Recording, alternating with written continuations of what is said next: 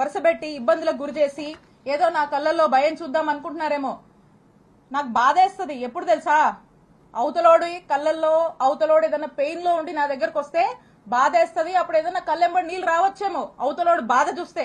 కానీ నీలాంటి వాళ్ళు భయపెట్టాలంటే నాకేం బాధ అనిపించదు, నాకు భయం అస్సలు అనిపించదు నీలాంటి వాళ్ళు భయపెట్టాలని చూస్తే. మీకు రాజకీయాలు ఎందుకు అవసరమో చెప్పనా. ఒకటి, రత్తయ్య గారంటే నాకు చాలా అభిమానం. ఆయన చాలా కష్టపడి ఈ స్థాయికి వచ్చాడు.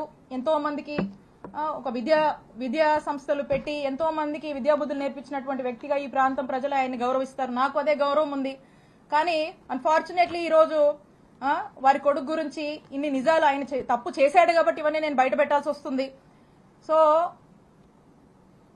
కృష్ణదేవరాయలు గారికి రాజకీయాలంటే ఈ రాజకీయాల వల్ల వాళ్ళకి లబ్ధి జరుగుతుంది కాబట్టి ఆయనకు రాజకీయాలు కావాలి. కానీ విడుదల రజనీకి అట్లా కాదు.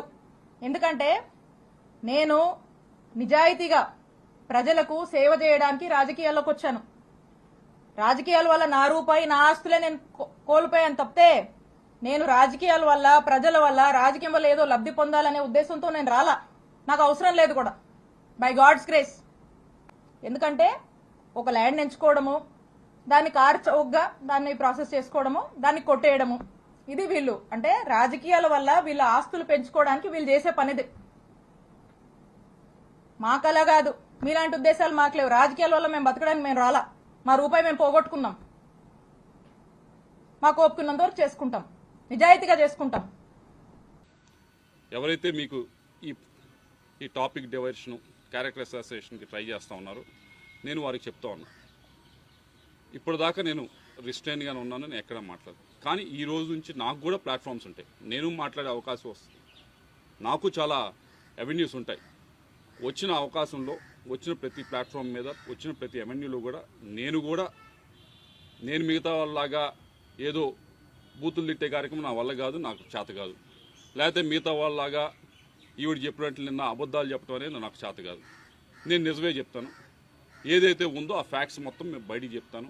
ఈ విషయమే కాదు, చాలా విషయాల గురించి మాట్లాడతాను, పేరులతో సహా తీసుకొని మాట్లాడతాను. ఇది ఎంత దూరం వెళ్తుందో చూసుకున్నాం. మీ అందరికీ చెప్పేది ఒకటే, మీ వెనకమాల ఎవరైతే ఉండి మాట్లాడుతున్నారో వాళ్ళకి చెప్పేది ఒకటే, మీరే మొదలుపెట్టారు.